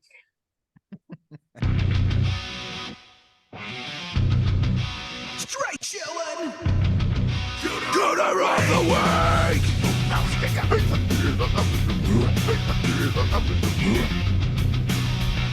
Shit, we're still Dude. tittering over here. What is a hot brown exactly? What? Well, I hot believe it- brown. The 5 points of hot brown. Brown. Louisville's famous dish, hot brown. Oh shit. Oh my lord. Hot brown Okay. sandwich. Ooh. It's a hot sandwich. All right. All right. Cooter's a character type and a straight chilling exclusive. Cooter must hit 3 of these 5 points to be considered a cooter. We want the cooter with the most points. The 5 points of cooterdom are sexual deviance, manipulation, smug arrogance, overall looking attire, and overall patheticness. Boys, I think we can get an in-film cooter and I think an so. out-of-film cooter. I was gonna suggest that. Yep. Yeah. We got a twofer here for sure. I mean, it couldn't be more apparent. I think. So for let's both. stick with in the film first. I would say the Veach. The Veach. Yeah, of course. Credence is certainly sexually manipulative of the popcorn boy. Oh yeah. Which, you know, Basically okay. commands all of the manipulation that happens in the film from the Yeah. beginning to end is for Yeah. some reason in charge of it. We're not introduced to the concept of a queen goblin or anything ever. It just kind of happens. Yeah. But she's running the show somehow, and these goddamn goblins are just playing to her tune. Yeah, So- yeah. What else we got? Look and attire. Get some goddamn Burt's Bees, my girl. Dude, You it need looks it. so Damn. painful. Yeah. Damn. And a toothbrush. Yeah. The tooth Yeah. black is like very loosely applied. It made me laugh every time. It's Yeah. just like Dude, a little smattering of tooth black. if Bex dresses up as that witch for Halloween, is that going to really do you in there, Randeezy? Whoa, Dude, right. Halloween, I'm talking like every Friday, you know? Oh, We're sex doing it. night. That's our prerequisite Throw on some sex times. Deftones. and, Deftoons. Hey, girl, you want to eat some hot brown, dress up like Credence from Troll Deuce, and Eat some fuck hot- to Deftones? Damn, Bob, you're talking about a kinky night. Eating some Dude, hot that's- brown. You got to I take have off a work daddy the next day. kink. You got a belly full of hot brown. My balls are trained. Belly full of hot brown. You're gonna have a toilet full too. All right. my Shit. Lord. We're Don't talking shit about on some things. hospitality. Um, What else? Patheticness? She hits on a preteen girl. That's pretty pathetic. I don't know. And Like also- I think also that's all sexual part of deviance. the. I think that's all, but just part of the how the does she go out? How does cat and she- mouse of it. How do they take her out? I think The she bologna melt- they sandwich. Touch the Stonehenge and she like melts. She melts. Okay. I think she's a Yeah. melter. I couldn't even She's She's a a melter. real melter. Whoa, okay, this is getting. Yeah, Getting- let's just lock her up. Let's just, yeah, I mean, she's got Just We got her. at least looking at three. tire, smug arrogance, manipulation, sexual deviancy. Maybe not Yes. so much patheticness. Yeah, we got it. We It's a got done it. deal. Put her away. The real life Cooter, Claudio Fagrassi, Drake Floyd, aka, I think, without a doubt. Yes. Shall we go Smug down the arrogance? list? Check. Woo. That's his biggest one. Oh my Woo. God. My Yes. God. Yes. Patheticness for sure. Yes. Yeah, that dude man, it's pretty cannot pathetic. Be fucking See, chill. Oh my Objective God. reality is not on that guy's side. It's just not. I can And imagine he doesn't flying realize all that. the way to America and then Yeah. just crashing a Q&A and being a dick about it. It's like, dude, it's You know not what? good. You know what would be interesting? Like, what's interesting is like if he is like, even if he maintained that he thinks he made a good movie, but was like genial to people for liking it for any like, Yeah. that's the move. Like, you can still have be Oh, like, yeah. you know what? I don't think it's the worst movie of all time, and I would agree with that if he just said Yeah, that. sure. But I do think it, you know. But I appreciate that people like it, so I'll answer your questions and I'll play ball. Like it's Yeah. that's the thing. That's the humble thing to do. But this man doesn't do humble at If all. we started like selling shit out because we were the worst podcast of all time, hell, I'll take it to the bank. Yeah, Yeah, fuck it. Yeah. I mean, if people enjoy it, I really like. As long as it's not hurting That's the nobody, end goal. which is yeah. which is Yeah. part of the problem with the director too, because I Yeah, think mean, his if it involvement in their helps my lives did not OnlyFans, help then, everybody. You know, I'm down Yeah. for it. You know, you got to get the promotion where you can. I decided that I'm lonely. Yeah. So yeah, we got two, real life and fictitious. All right. Nailed them, locked them up. Uh, Cooter of the week concluded. I think we're gonna skip over what we've been watching this week because we have 5 voicemails to get to. So let's Oh jump my into our God, that's over hotline the limit. screen. You're supposed to be screening these. You're supposed to be screening these, Bob. I mean, come on. I mean, what are you even doing? Hotline screen.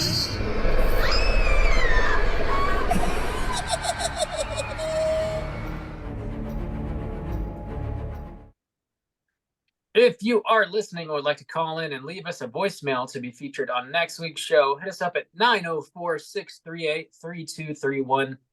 Last week, we threw out a prompt asking for people to call in and share some crazy weed-related stories because we were talking about the winner of our 420 poll. And also, we asked our boy Hugh Janus to call in, and he certainly did not disappoint. We threw up the Janus signal, and he came around it. Just a big ass, and he He's answered the hero we call. need. It's literally just a big, Yeah, the Okay. big ol' ass. All right. So yeah, let's go ahead and run down these. First up, we're going to hear from your girl, the librarian. Let's hear what she has to say. Hey, gentlemen. Haven't called in a while, but I wanted to share my Jeopardy category and then stick around for my crazy weed story. So my Jeopardy category, which I love this idea, mine would definitely be something along the lines of like name the Saw Traps, the Saw movie, because that is one of my favorite franchises. and I would rock that shit. And then as for my crazy weed story, so for starters, I'm actually sober, and I have been for a hot ass minute. But I didn't know how edibles were made till I was like 19. And for reference, I'm 26 right now. So I didn't know how edibles were made the entirety of high school up until middle of college. And I didn't believe my friend when they told me. So they had to make weed brownies in front of me for me to believe them. Because I legitimately thought that you either just sprinkled the weed like on top of the brownie, or you like baked it in like nuggets of it in the brownie. I did not know oil was involved. I didn't even know candy could be made. Wasn't even there yet. And I also did not know what bong water was until I was 23. And my first thought was immediately, oh, is it like lean? Do you drink it to get high? And my friends will still not let me live it down. So yeah. Happy 420. Fuck it. Don't drink the bong water. Don't do Dude, you don't want some herbal tea, Bob? it. Negative. No, Yeah. that's pretty good. Weed butter. I don't like the smell when people bake with weed butter. It smells terrible to me. It's not a good smell to me either unless it's like I like just the smell of smoke at this point, like just straight up smoke. My vape pen doesn't really have much of a scent, so I don't really get that a lot. I don't know, I like that, but otherwise, yeah, when you're like mixing it in with shit or whatever, it also like it tends to negatively impact the flavor of things for me, but it's a trade. So I don't know. It's fair to not know that stuff though. Librarian's acting really embarrassed by not knowing those things in high school. I can't. The amount of things I didn't know about weed in high school, it was all of it. And unless it was told to me by a fucking DARE officer or one of my friends who did smoke, which they didn't talk about it that often, then I didn't fucking know. I was very sheltered in that regard. Yeah, I didn't know how to fucking bake pot brownies when I was 15. That's for sure. Maybe your friends have some shit to get through, you know? Maybe they had some shit they had to work through. Yeah, that was a good response to the Jeopardy category though. Like I would not be able to nail the saw traps whatsoever myself. I'm not every one of them. I mean, I know a decent amount of them. I could not place them to a movie. Yeah, I could get pretty close, but not to a T. Yeah. The first one's the only one I would feel confident in, and I still haven't seen Saw 3D, whichever one that is, 6, right? I think so. No, Saw 7 is 3D, I think. Well, whatever. I haven't seen either of them, I guess. Okay.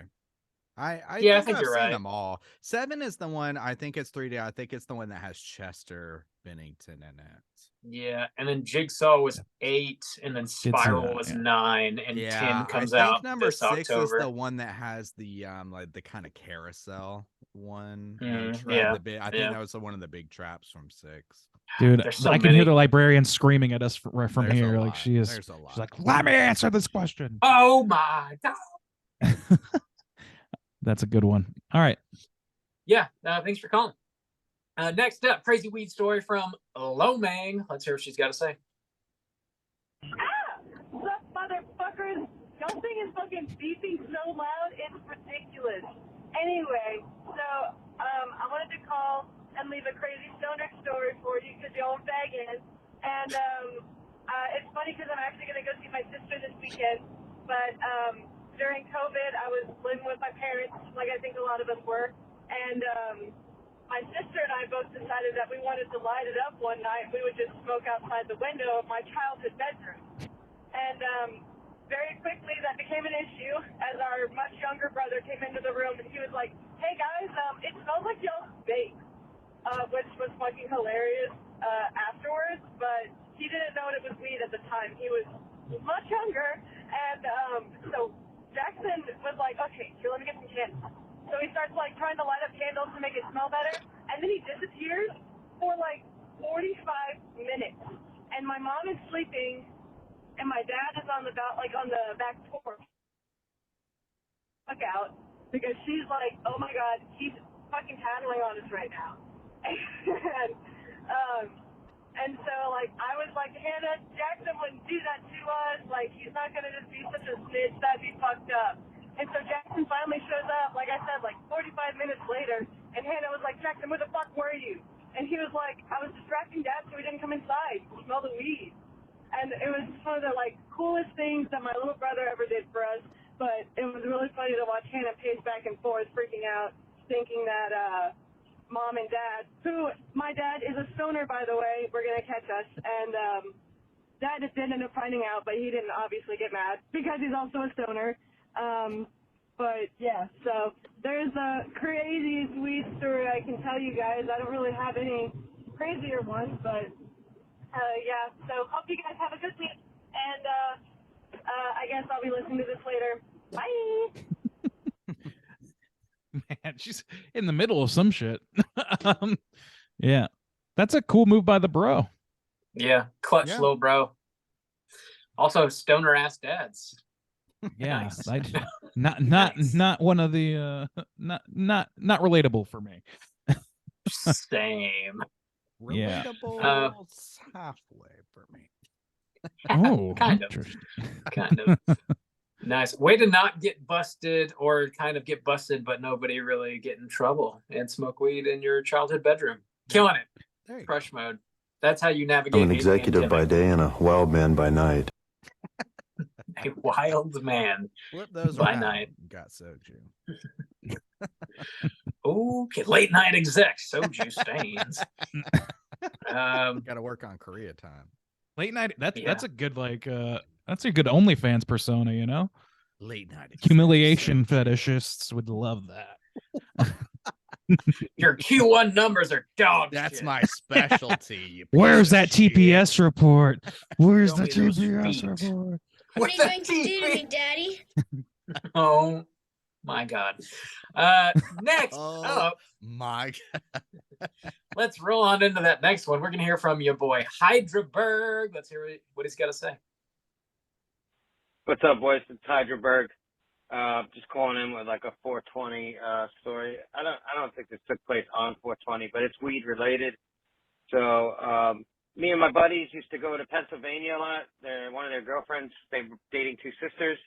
Their mom had a place out there, and we'd take road trips, and we'd spend the weekend. It was great. And we'd get high and do shopping, go hiking, and drink and stuff. And we'd make all these dinners all the time too. Like everything would be planned around our next meal. And their mom made curry and roti for us one time. They were Guyanese. And I had never had curry and roti. It was delicious. So we got high before dinner, of course, and the mom didn't really know that we were smoking, so we kind of had to hide it. My buddy was just so blazed, and this is more a story about him, but he was so blazed. We're eating, and she's like, "Why are your eyes red?" And I don't know. It's just like it's windy outside. I mean, we're just taking a car ride. And then we're trying to play it off like we're not baked, and then, you know, we're eating the curry, and it's really good, but it's making you sweat a little bit 'cause it's hot. And my buddy's just like, he's trying to wipe his face from the sweat, you know, and he goes to pick up his dinner napkin, but he's not using the napkin. I had to fucking look over at him and start laughing. He's got the roti. He picked up the roti and he's wiping his face with the roti that he's supposed to be eating with his curry. And it was just one of the most hilarious things that, like, we just couldn't hide it anymore, like how stoned we were, because he just blew it for all of us. Just the fact that he just couldn't distinguish a napkin from a piece of roti.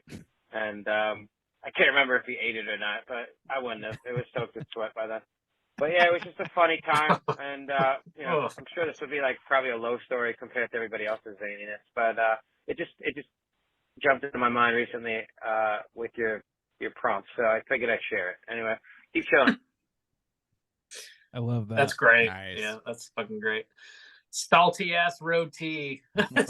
Dude. God damn. Dude. That sounds delicious, though. Honestly, Yeah, that made me very much want some roti and curry. That sounds lovely right now. Or maybe it's the fucking vape pen that's doing it to me. Who can say? Who can say? It's a Who can mystery. say? I'll tell you this. I would be happy to wipe my brow with some roti right now. And still eat it. Well, yeah. I mean, roti's roti, baby. Whoa.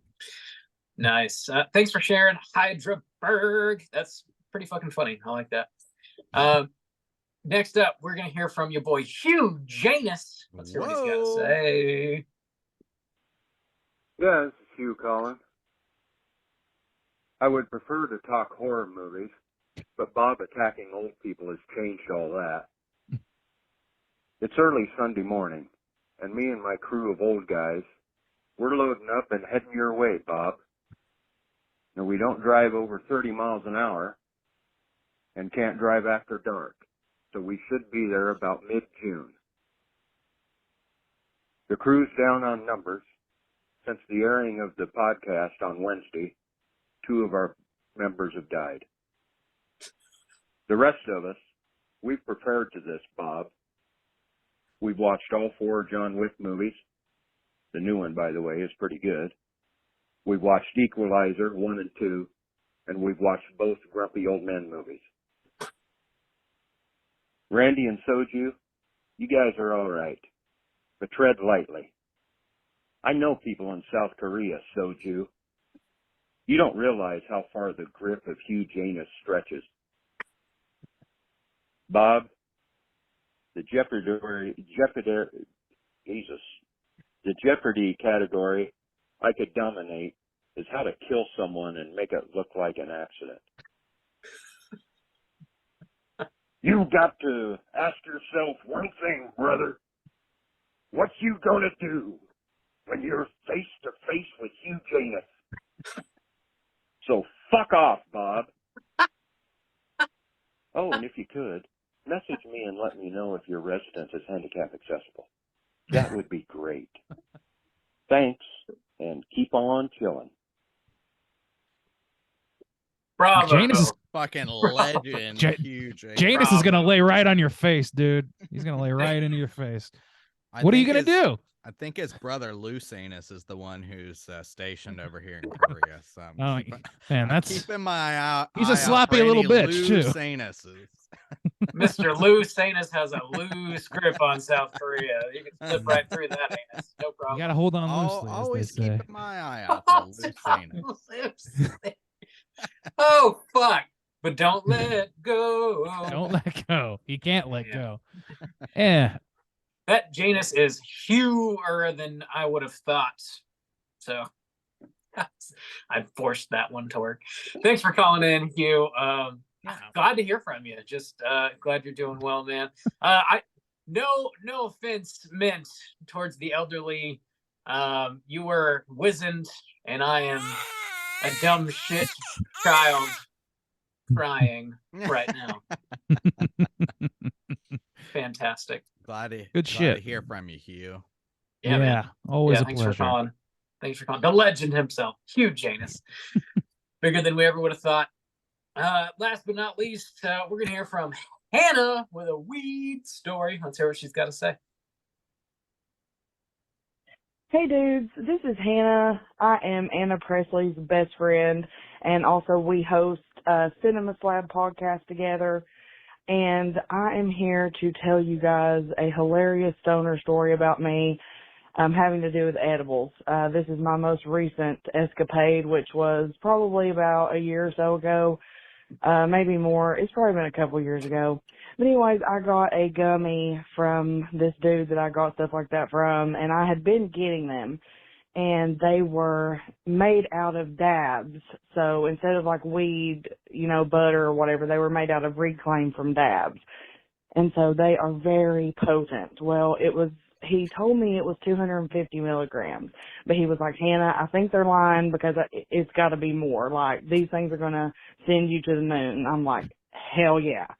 So he gives them, and I had been taking half of them instead of taking a whole one. And I guess, my body was getting used to it because my tolerance is out the wazoo anyway. So I had already built up a tolerance to it. And so then I took a half one night, and then 30 minutes later it wasn't working. So I took the other half, and I was like, yeah, I'll be fine. Dude, I went to my friend's house and was hanging out for a little bit. It starts hitting me while I'm there, and I'm like, no, I can't be here while this is happening. I got to go. I got to go home. So I get in my car, and I'm driving, dude. I'm talking to myself as I'm driving. I'm like, Hannah, you're just high as fuck. Like, you're okay. You're just high. Like, just concentrate on the road. Just get yourself home. Once you get home, you can sit down and let the colors fly. Like, you can let yourself go. I made it. Like, it was like a 10-minute drive. It felt like an hour. I get here. I sit myself down on this couch. My poor cat, my little cat Coraline, she's beside me. I'm just petting her. And I'm just sinking into this couch, dude. I start feeling like I am on a roller coaster. Mind you, I'm sitting still on my couch, and my heart is going down into my stomach. My stomach is going down into my asshole, dude. Like I was on a roller coaster. I was sweating. I would grip the couch. It would come in waves. Like, I don't know if this has ever happened to anybody else. I'm sure it has, but it comes in waves. I was gripping the couch, like, because it would come and go. My brother looks over at me. He's like, "Are you okay, Hannah?" Like, he had never seen me like this before off of edibles. Like, dude, when I tell you I was gone, I was gone. Long story short, ended up puking. My boyfriend had to clean it up, but after I puked, I was feeling a lot better. But I still was having a little bit of the effect because it would come and go in waves a little. When we got the cutoff there. Yeah. That was an epic story, and I think one that we will all find some familiarity somewhere within there. Yeah. I've never felt the roller coaster sensation before. That's intense. I don't know about that. You've ridden a bike, though. I have ridden a bike into outer space for sure. That is a famous moment in Bob lore, is when we were just hanging out with our buddies, the Godfather Jack and Rickety Ross, the co-founders of this podcast, as a matter of fact. We were hanging out with them, and we were all having a little smoke or whatever. And Rob just starts, like, holds his hands out and is just sort of like tapping his feet, Rob's a percussionist. He taps his feet quite a lot. And after a few minutes of us having a separate conversation about music or something, Rob's like, "I just biked from the moon. I left my bike by the moon," or some shit like that. What did you say, Bob? What was it? I don't remember. I don't know. I was trekking through space on my bicycle, having a great time. You are sitting directly in place. You know, at least in your case, it was you were in control, unlike old poor Hannah here, who had her stomach through her asshole. I'm told.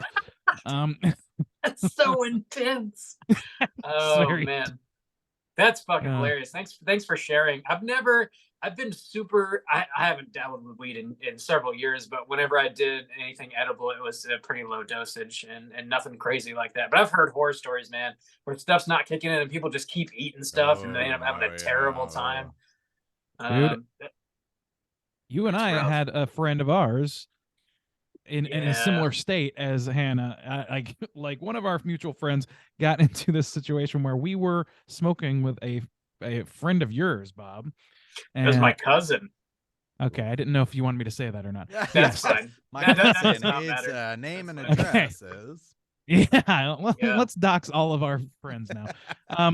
No, and he smoked us out, and we were all of us novices in that regard at the time. Yeah, and we were smoking specifically hash, and I had no idea that was a different thing than just weed at the time. Same. I didn't understand what we were doing. And really. We took pretty big hits, and we were losing our assholes to the goddamn Feel Good Incorporated playing on his laptop. And then we started watching, eating Cheeto, doing the standard thing, watching Dazed and Confused happen to be on. And our third party was sitting there just pallid as fuck. Do you remember that? Pasty white. He looked ill, and we're like, "Brother, are you okay? Are you okay?" And he's like, "I need to lie down." And there happened to, because of the way this, Rick slapped together apartment was set up, just around like a little paper divider wall. It was a little bed for one of the roommates, and he went over there. And after a few minutes, we just heard perhaps the most grotesque splattering sound I have ever heard in my life. I describe it as a squelch, like a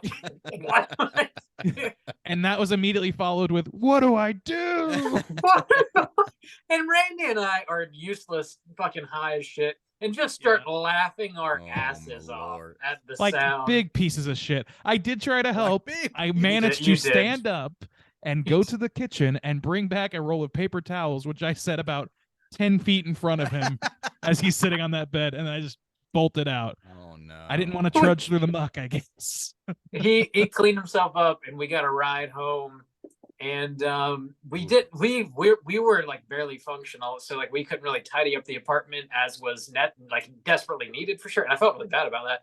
The next day I was talking to my cousin. I was like, man, I'm so fucking sorry. Like, we can come back and help out, clean up or whatever. And he's like, actually I was moving out that day and that's not my bed, so it's fine. Oh my god. I have a weird suspicion that nobody who actually lives there knew that we were there. I just have a weird feeling. Oh no. Yeah. That was an interesting evening. That was probably the highest I've ever been. That was way honestly. back in the That was the day. high. That's still the highest I've ever been. Yeah, that was. There was also a years time ago. where in a certain shared apartment of ours or house, where I was sitting not so stoned, watching about 5 of my good friends place their whole faces inside of a Christmas tree, all the way into the Christmas tree. And you're like, whoa! I think we would just finish Black Christmas. I think we had just watched Black Christmas or something. Sounds right. Yeah. It was a time. It was a real vibe. The colors, yeah, those Duke. The colors. The colors, Duke. The colors, Duke. The colors. Nice prompt. And we spoiled it, and then we hit him with it again anyway. There you go. There you go. Any other crazy weed stories we want to share? That's all I got in me for now. No, that's it. Sounds good to me. Thank you guys for calling. Good to hear from you all. Again, if you want to call in and leave a voicemail, hit us up at 904-638-3231. Do you guys have any prompts for next week? We're talking about Renfield next week. Good question. Well, okay, so what's your Nick Cage preferences? What's your favorite Nick Cage role? Let's go with that. There you go. I'd be curious to hear that and find out why. You like a more action? You like a more horror? You like a more grounded? You like a more comedy? A grounded Cage is something to behold, and people forget about that side of Cage. Yeah. What's your favorite Cage? When I think of grounded Cage, what's that? God of War or whatever kind of comes. Lord of War. Not Lord. I haven't actually seen that one myself. I haven't seen that either. Yeah. God of War is a very different property. Yeah. I think of Hero. I was thinking of the Weatherman of all movies. Dude, I like that movie. Yeah, me too. Yeah. I forgot about Yeah, I like all Matchstick Men. Matchstick Men, solid. I haven't seen that one either. Gone in 60 Seconds. I've seen that. He was in that That's more 9/11 movie, action but I haven't seen that.